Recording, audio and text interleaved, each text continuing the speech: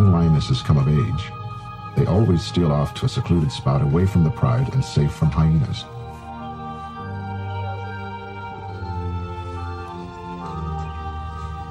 Three cubs are born in this safe hideaway. It's surprising to see that their eyes are open, but as yet they cannot see. By instinct they know what to search for, and very soon they locate by smell the nipples that will feed them for the next year. For that time and longer, the cubs will rely entirely on their mother and the pride. From very early on, there is competition for food among lions.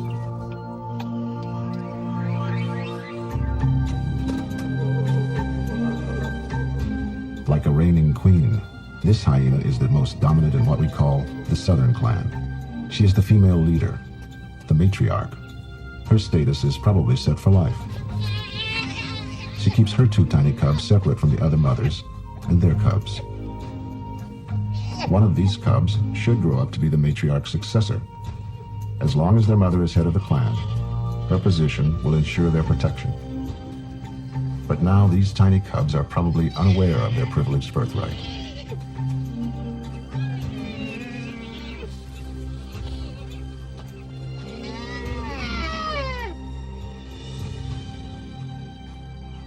Male hyenas are smaller than the females and subordinate to them all.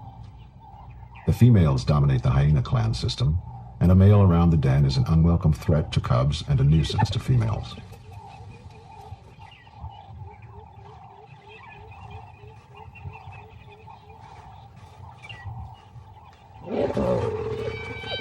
This is a female society. In appearance, they are like dogs, but the myths and legends surrounding hyenas are mostly wrong. In fact, they are closer to cats than to dogs. These strange animals' nearest relative is the mongoose, but in some of their behavior, hyenas are like no other animals on Earth.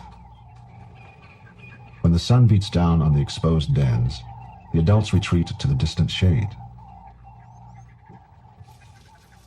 Well within the southern clan's territory, Matsumi is getting to know her new cubs. All she knows about cubs is drawn from her deep well of genetic knowledge.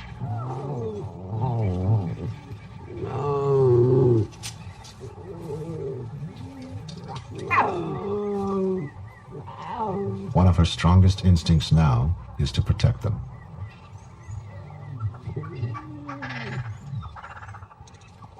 Like a princess, one of the hyena cubs remains aloof. Like a child, she is curious about the older cubs. Early observers mistakenly reported that hyenas were hermaphrodites, animals of dual sex. Both males and females have what looks like a penis. At an early age, both males and females try to engage in mock mating. This behavior has never been recorded before.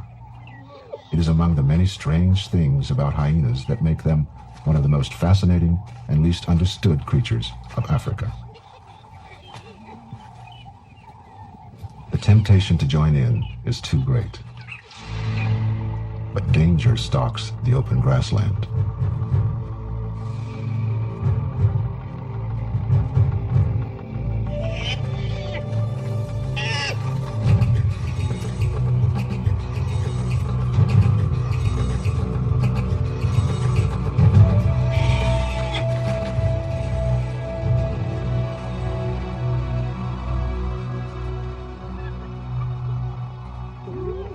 The matriarch is alerted and storms back to save her cubs. A lioness from the pride is surrounded and attacked.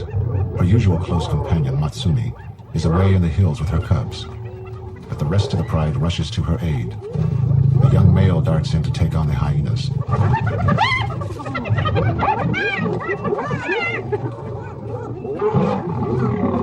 This youngster, on the verge of adulthood, has already had many violent encounters with hyenas. Fear has turned to something more akin to hatred.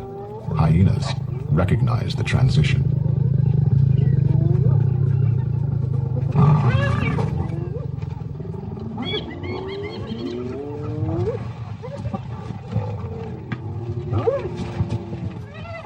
It was a skirmish, not a battle.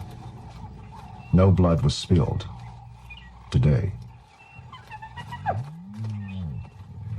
The excited hyena clan gathers around the matriarch. They greet with a peculiar ritual, probably adapted to the dominance of females. This ritual is centered around the development of the mock penis to signal that dominance. The ceremony involves sniffing and licking the genitals. They mark the area where the lions were by leaving a scent on the grass as a signpost. Hyena cubs are like miniature adults, displaying the same behavior patterns as their parents.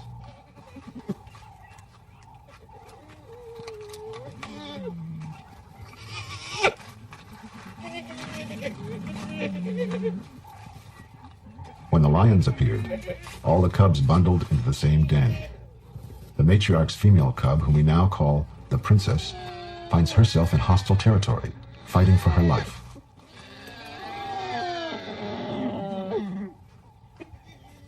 When the matriarch returns, the brazen cubs are sent scurrying to their own dens, and the princess is safe.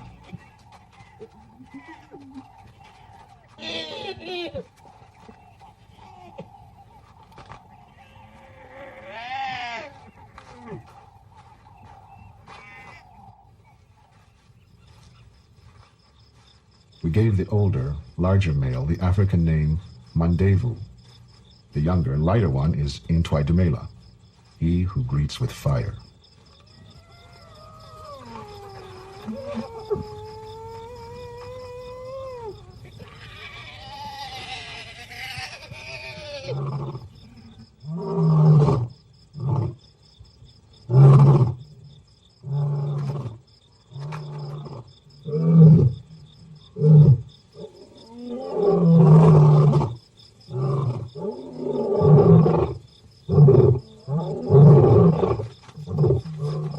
Cubs dig away inside the dens, working them into secret chambers that are inaccessible even to adult hyenas.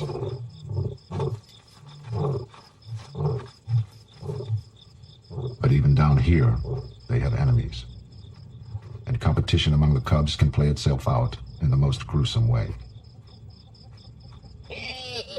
The princess has killed her sister. As soon as they can, hyena cubs will try to kill each other. From the moment of birth, the firstborn or more dominant has an inherent aggressive drive to kill its nearest competitor. It is genetic selection.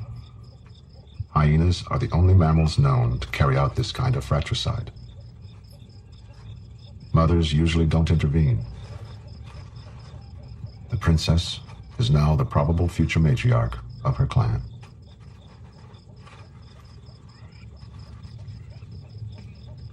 Regal masters of the night wait and watch in the darkness, splitting off to different corners of their 40-square-mile territory, or joining to hunt occasionally when away from the females.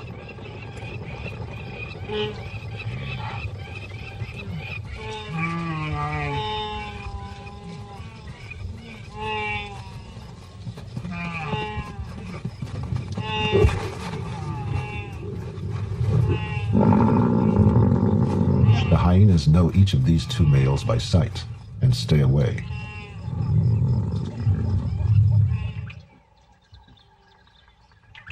Tucked away in a distant corner of their territory, the rest of Matsumi's pride sees out another hot day in typical lion fashion.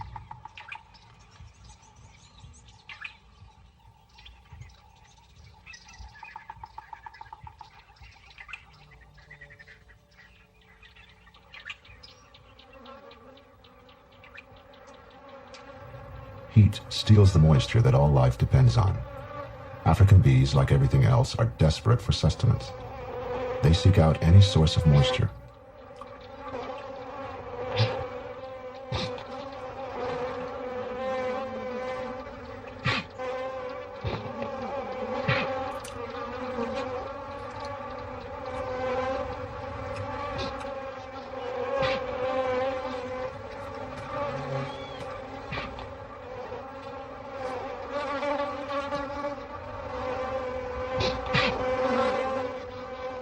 Although well equipped for most hazards, lions have few defenses against bees.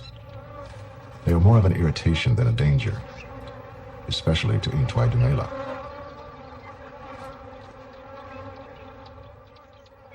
When the lions move on, the bees go in search of new victims.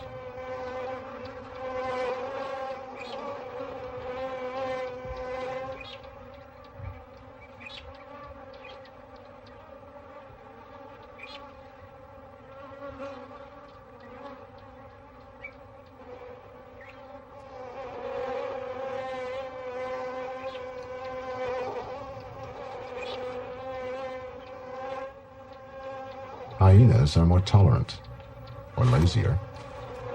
But when the matriarch can't take it any longer, she finds a ready solution.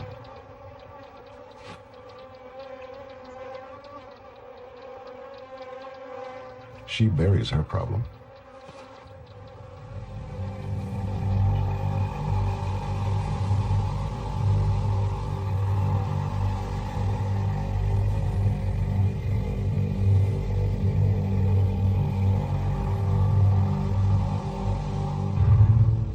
We stayed with Matsumi for 4 long days and nights as she struggled against the devilry of the lingering cobra venom.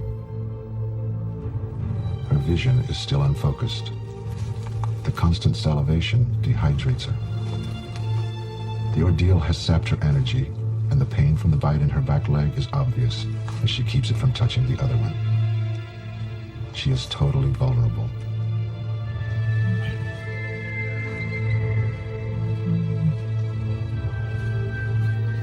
Each day must be an agony.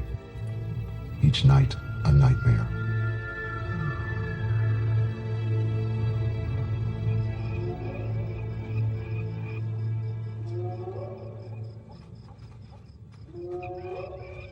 Like the lions, the hyenas patrol frequently to guard against neighboring clans. While on patrol, they come across the snake-bitten lioness. They sense that she can't defend herself, and they circle.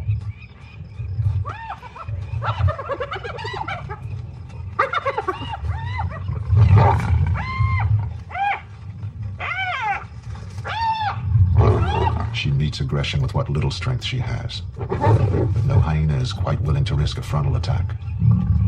In her weakened state, Matsumi seems like an easy target, but suddenly and quite surprisingly, the hyenas lose interest and vanish into the night.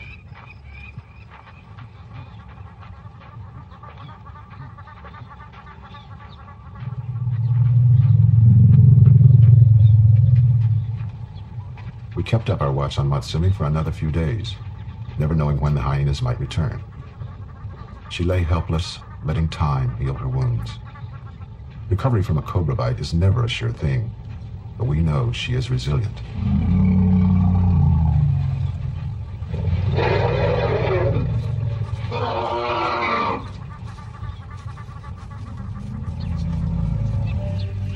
After a full week, the venom has worked itself out of Matsumi's body. She is able at least to walk once again. Her first impulse is to investigate the site of the confrontation with the cobra for any sign of her cubs.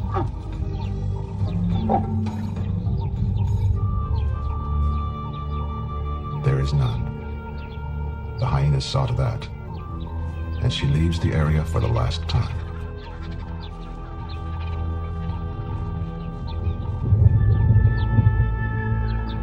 Seasons in Botswana seem to explode into sudden change with each rainfall or stirring wind. A solitary lioness has a difficult time hunting and protecting herself from hyenas. Matsumi waits and listens for her missing companions.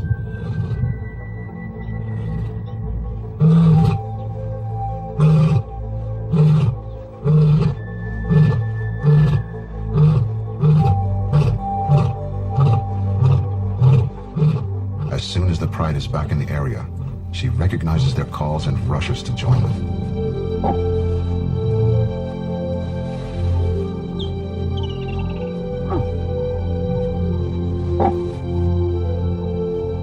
It's impossible to say just how much of her story they can smell.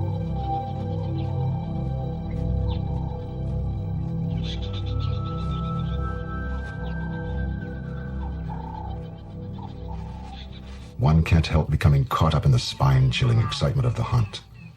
Perhaps it has something to do with the memory of a time gone by, when we were the prey, and our nights were filled with darkness.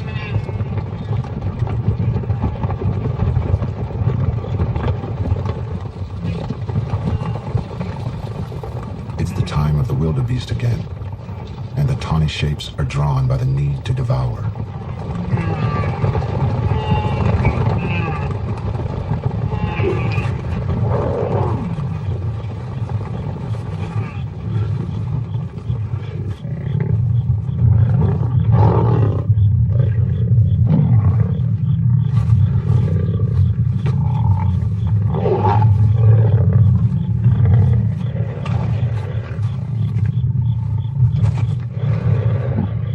As always, the kill is watched from the shadows.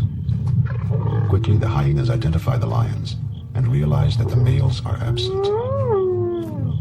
Because Matsumi is weaker, she has to struggle to fight her way into the feeding frenzy.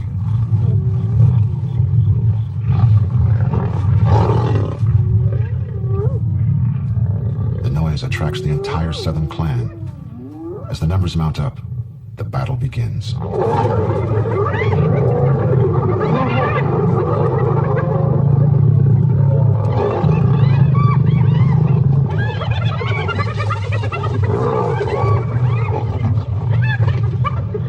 Perhaps sparked by recent memories, Matsumi is the most aggressive.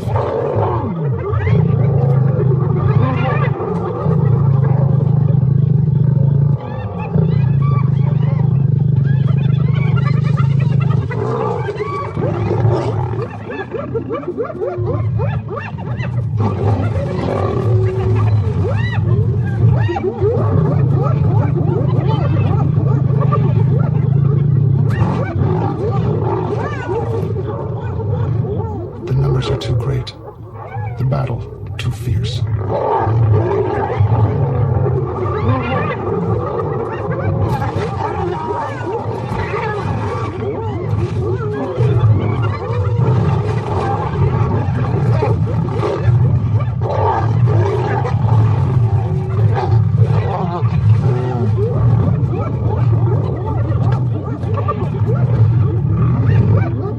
Hyenas are masters at exploiting chaos.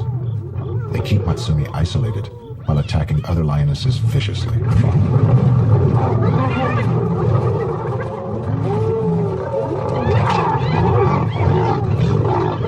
The lions are helpless, and from the safety of the trees, they can only watch their kill disappear.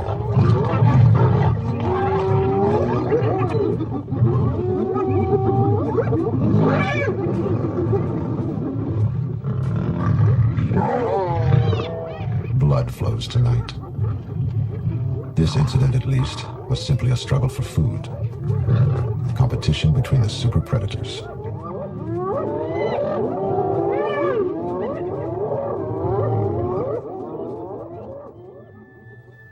We chose to stay with the lions as the prowling hyenas melted away into the night. By dawn, the lions were still isolated in small groups, reluctant to venture down from the trees.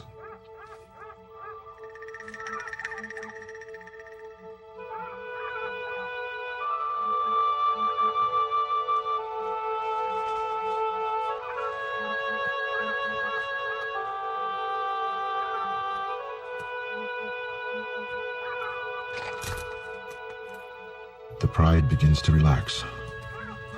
They seem comforted by the lifting of the darkness and the disappearance of their enemies.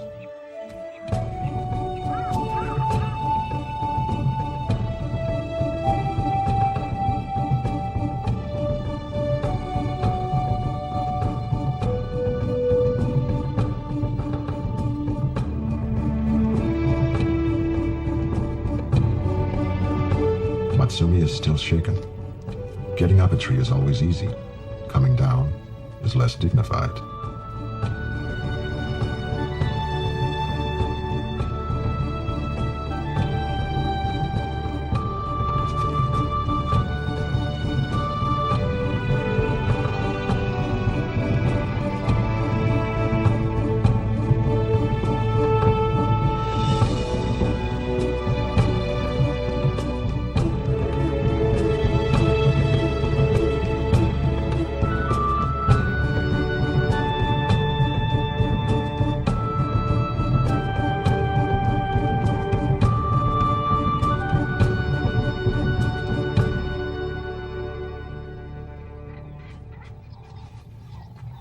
matriarch's only surviving cub, the princess, is still enjoying the privilege of her birth. During the long hours we spent around the dens, the hyenas came to ignore us totally and played out their social games. Social time around the den cements the individual's place in the clan. On the long journey from pure scavengers to hunters, hyenas have adapted a quick and clear identification system that is reinforced each day.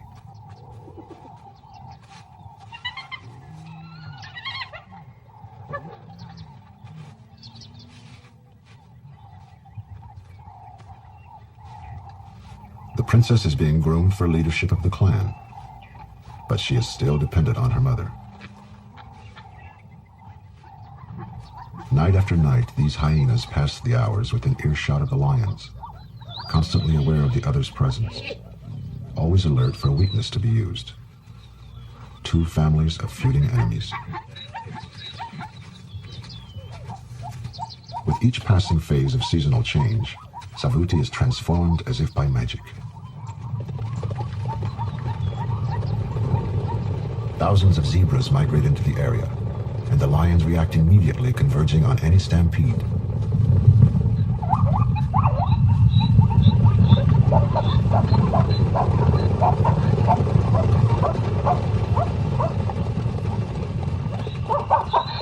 Lions appear from everywhere, ignoring old established boundaries, encroaching on forbidden ground. They are all after the same food supply.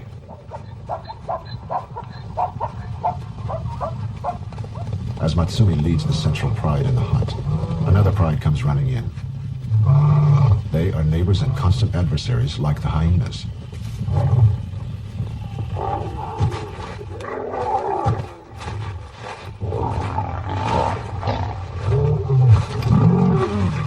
Matsumi's pride is attacked and chased.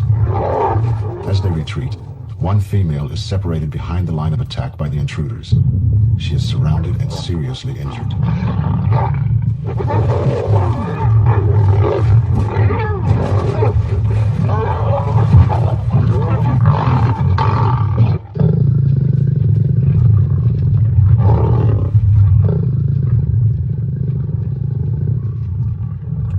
With only a few minutes of respite between attacks, the female is tormented throughout the night.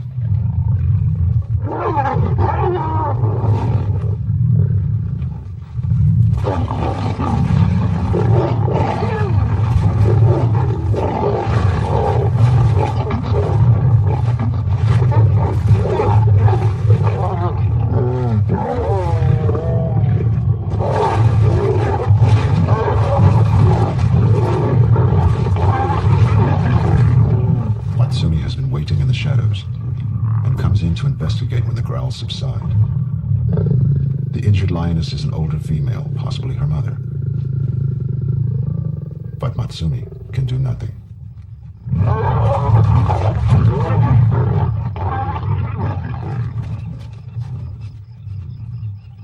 She is chased off, and the old female is left alone to whatever fate awaits her.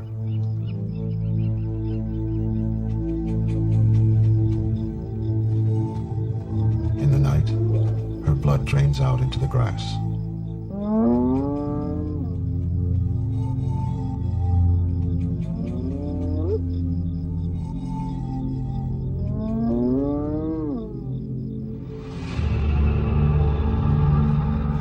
The central pride is now smaller by one lioness. It is always sad to watch the death of a lion or a hyena that we have come to know. But these endless cycles of life and death have continued throughout the ages.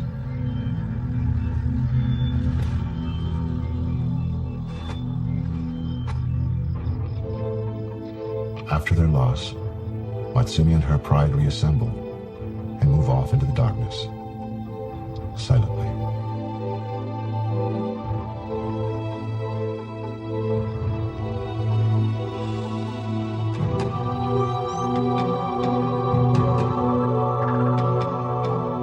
The horrors of the night melt away under the warm glow of survival.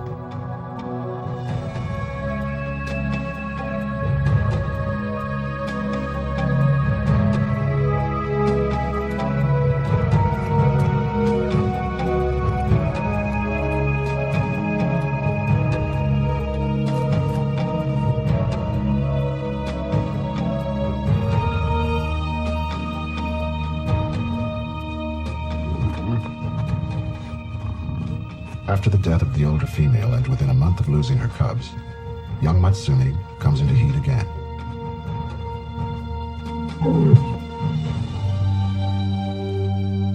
Wandevu reacts to the scent and follows her trail, knowing that she is ready for mating.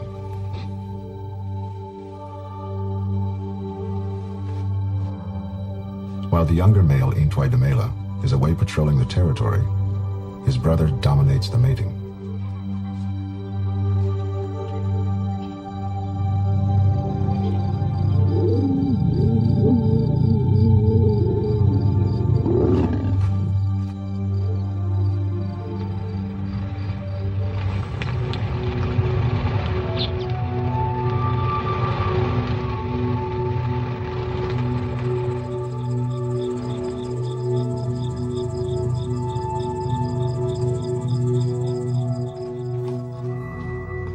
A few months later, the southern clan patrols over the same patch of savuti that soaked up the lioness's life. They are hunting. For the first time, the princess has joined the matriarch on the hunt.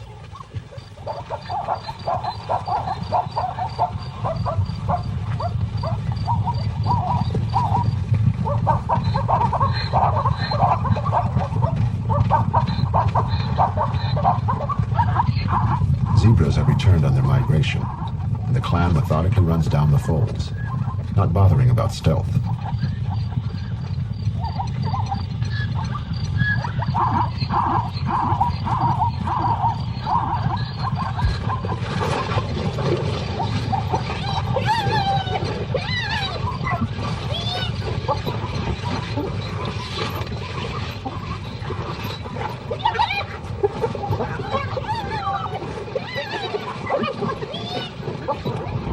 Intwaidamela is back from his patrol, always ready to confront hyenas.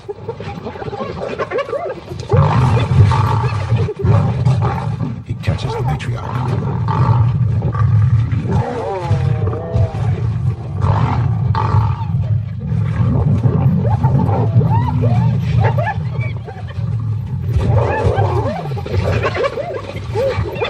It is a moment of supreme opportunity for the male.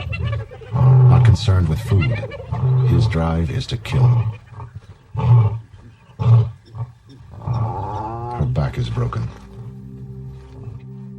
The matriarch can't survive a brutal mauling by a male lion. On her very first hunt, the princess is faced with a catastrophe. She has only just passed from total dependence on her mother's milk into the harsh world where she will have to fend for herself. As the princess finds her, the matriarch breathes her last.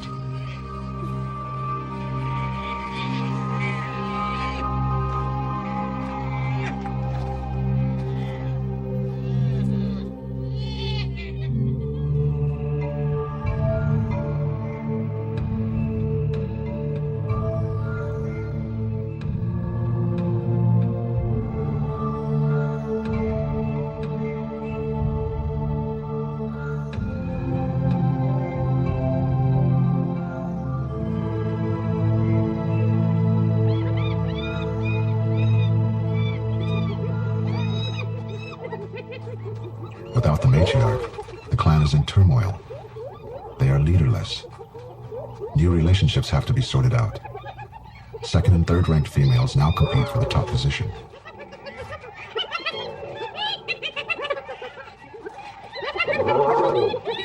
Males mob a female, possibly to force her to choose a mate. Among hyenas, females select which male to mate with.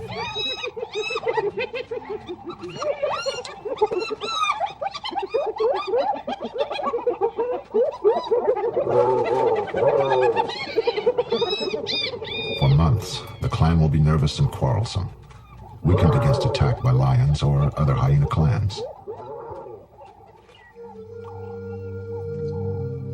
The life of the princess is also in turmoil.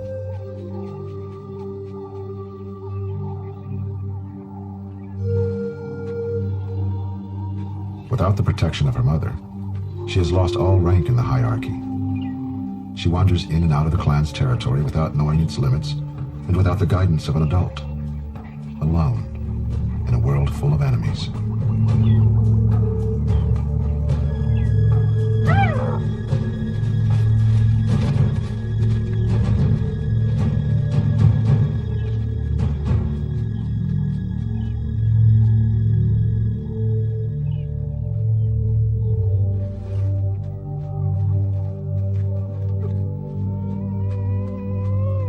The old den site has been abandoned because of fleas, and the new dens have new young cubs. The princess is accepted here because she is still a clan member, but now she has no privileges.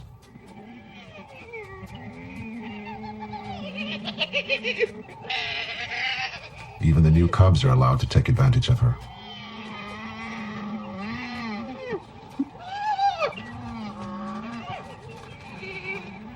Very soon, she becomes alienated by her uncertainty and leaves the dens for the last time.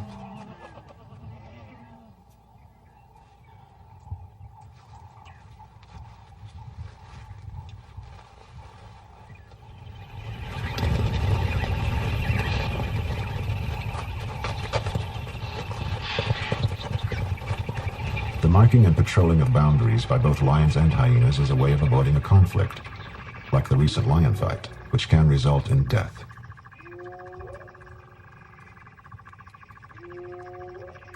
The hyena clan uses a waterhole as a territory boundary in the dry season. It is here that the princess joins up with her clan at night to tag along on the hunt.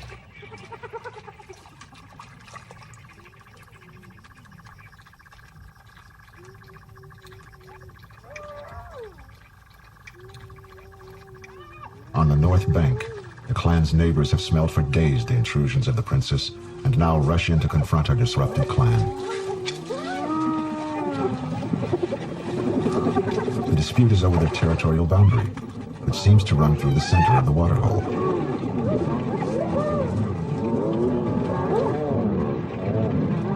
During this crucial confrontation, a new matriarch emerges and leads the southern clan into battle.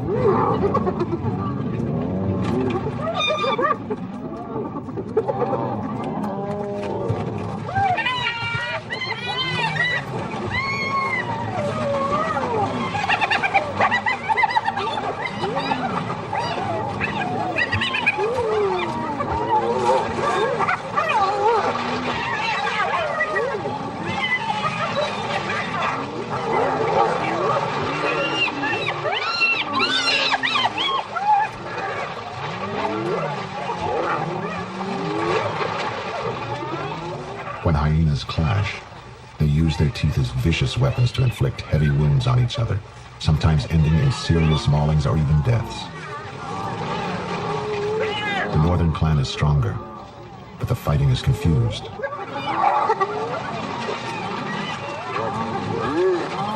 Finally, they retreat again before the southern advance. After the battle is won, her own clan mistakes the princess as an intruder and attacks her.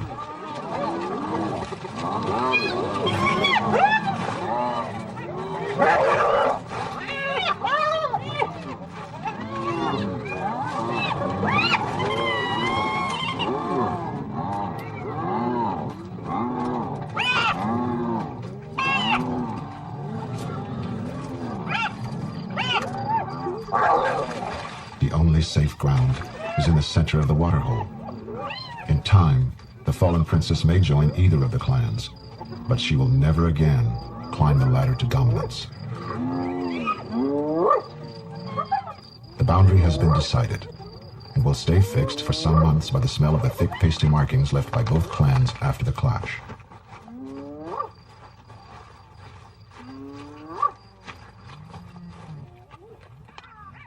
Fixed too is the relationship the hyenas have with the lions, one that can only change with death, a blood feud that is forever.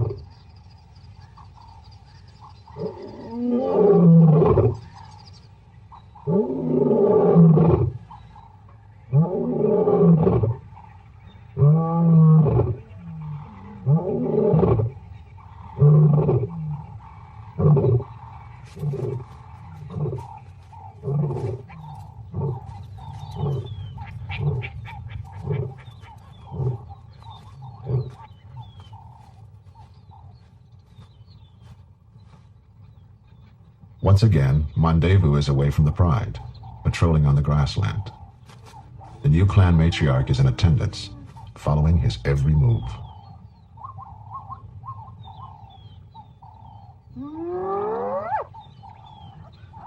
In a unique display of overlapping territorial language, the lion marks against the hyena. Usually, territories are disregarded by other species. But now, the matriarch and the pride male express their hostility with unmistakable actions. This new matriarch is confident and defiant, marking where he marks and harassing the much larger lion.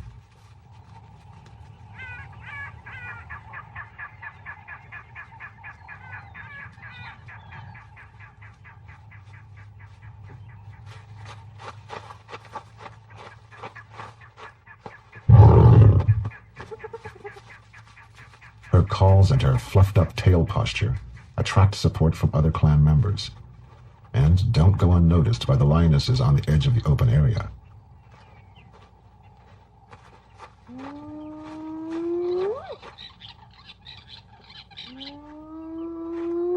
The matriarch seems to succeed in the psychological warfare.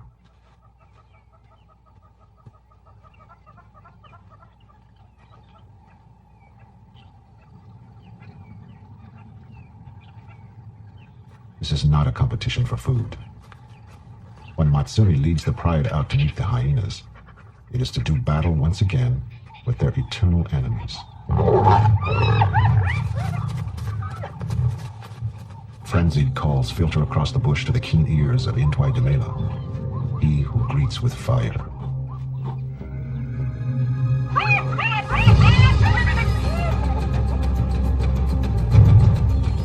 He is the hyena killer.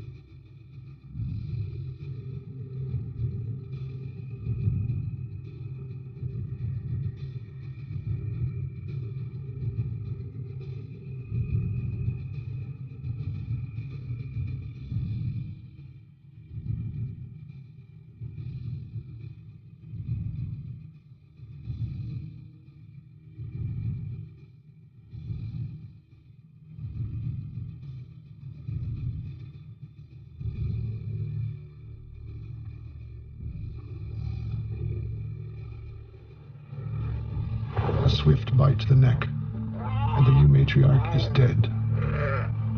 The day belongs to the lions.